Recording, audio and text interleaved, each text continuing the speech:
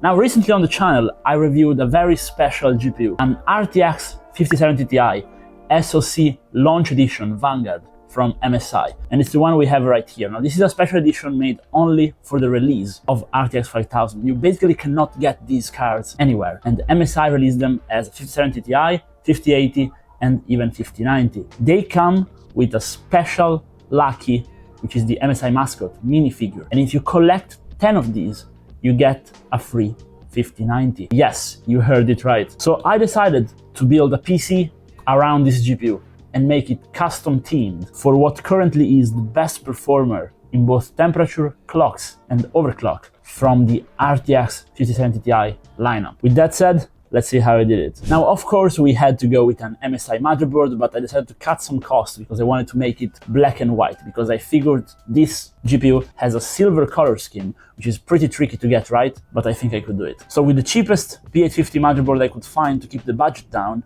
I put a 9800X3D, because unless you're running multiple SSDs and a lot of devices in your PCIe slots, you can get away with a B850 most of the time. Since the CPU I chose, a 9800X3D, which is currently still the best gaming CPU on the market, because you can overclock it further than a 9900X3D and even a 9950X3D, doesn't draw any power at all. You could run it on an A620 successfully, especially after you undervolt it. And all of this build has been custom tuned with an undervolt plus overclock, as I share in my videos. We've also done it to the RAM, and for the RAM I picked something quite special. So Team Group currently makes a T-Force Extreme lineup where they have the most unique RGB out there. And these in white are currently in the top 3 of my favorite looking RAMs so far. But not only that, they come with some pretty interesting specs. So I've gotten the 6400 MHz with tight timings, because if you've been following my optimization guides, you know that the 9900X3D likes to do 2066 on the FCLK, paired one-to-one to memory clock. Now, this may seem complicated to you, but it's just like 2 settings in the BIOS, and they give you like 10% more performance. And you can now one-to-one lock it to high-speed RAMs. So my favorite choice has been 6400 MHz for AM5, if I have the time to tweak it and if I get the proper RAM, of course. That's why I also went with Team Group with their T-Force G70 Pro for the NVMe. Now, a Gen 4 is plenty. If you're just gaming, you don't have to go ahead and buy a Gen 5. I've reviewed Team Group best top-of-the-line Gen 5 on the channel, a 4TB drive. I'm currently using it in my main PC. However, it's just overkill for most use cases. This is the best value for money option, and it goes really fast. I'll show you guys quickly the Crystal Diskmark score, and as you can see, it does actually more than it promises. And all of that while running pretty cool, because the controller is made quite well, and the small heatsink on the motherboard is actually plenty fine for a Gen 4. I definitely would not put a Gen 5 with that motherboard though. Now, the more interesting part probably is the cooler. So this brand, you probably never heard about it because there's no review on the internet, and I hope I'm pronouncing it right. It's Alsai, and it's from Deep Asia, but it's really, really cool. Now, these fans, they have become really popular in the East, and I saw them on a prototype of a Valkyria Oniwa, which I reviewed on the channel, but these have the best mounting mechanism out there ever. They basically lock in place without using those old metal pieces, which we all use to mount air coolers and are the reason why I really didn't quite like air coolers for a while. But this one was the easiest one to install ever. Packaging is quite nice, and it is all white, even the heat pipes. And it all comes out already daisy chainable and goes straight into the motherboard. Honestly, it's an insanely good cooler. It is, however, a bit expensive, but as you can see in the performance, which I'll show you right now after running 18 hours of Prime 95, this thing was running extremely quiet and extremely cool. So I think even though you're paying the same price as an all-in-one for this, if you want to go air cool and have something that looks a bit more unique, this is very good. It also has space for a higher RAM, which is pretty important. With that said, I had to find an interesting enough case to showcase the GPU. So Cougar released this new FV270 Black, where they basically took some design items from other brands which have been making inclined fans for a while. Silence comes to my mind, but they've made it a lot more polished and with some insanely good features. Now, this is not sponsored, okay? So I just like the case, I bought it. Same for the GPU, because nobody's sending me $1,000 worth of GPU, unfortunately. But if you guys maybe drop a like and subscribe, maybe someday someone will, and I will just wash down the GPU right after they send it, before reviewing it, and make them really angry. But anyways, not sponsored, but this is crazy good It has a lot of features, and I wanted to vertical mount the GPU initially, even though the Vanguard I actually prefer horizontally mount. If you saw my review, I vertical mounted it in the height Y60, and I think it looks better like this, actually. But the case has quite a few interesting features if you want to vertical mount your GPU, because it has very convenient routes for the cabling, with no rubber grommets, which they always come off, and you can rotate the back by simply taking off 4 screws, making it vertical mountable out of the box. Unfortunately though, if you're mounting a big air cooler, you cannot vertical mount a big GPU in this case because it's too compact. Because to make it a bit tilted on the inside, they sacrifice some space.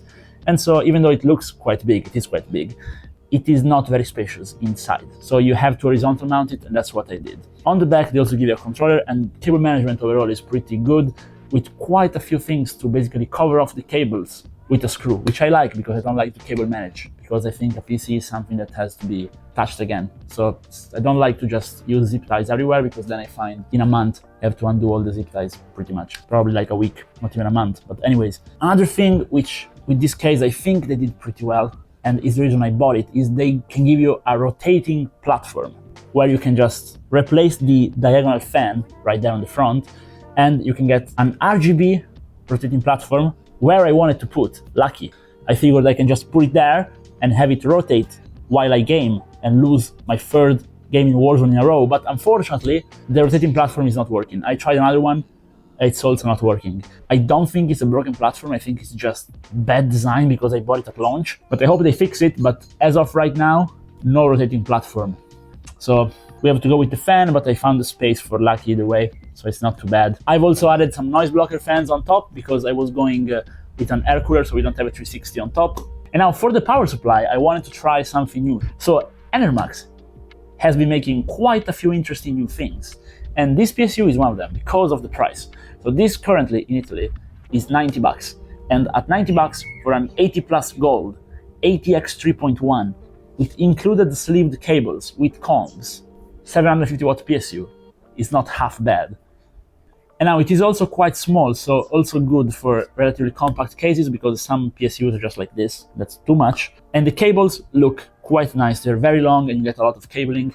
And also, even if with the best 5070 Ti, you could actually get away with a 650 watts if you undervolt the system without losing performance. So this is plenty fine, and actually the perfect match to also help keep the budget down, because this build, since you have a limited edition card, is costing a bit more than my usual builds on the channel, but I thought I'd make something a bit more unique. And I want to hear what you guys think about it down below. Do you prefer these, which still isn't crazy, like no RGB extensions or pointless screens, like it's just, I spent a bit more on the aesthetic? Or do you prefer just my usual budget build? Let me know down below. But before, let me show you guys the Firestrike, because this thing goes really fast. Okay, so this is a stock Firestrike, overclocked. You can get around 20% more if you overclock both the CPU and the GPU, which is crazy.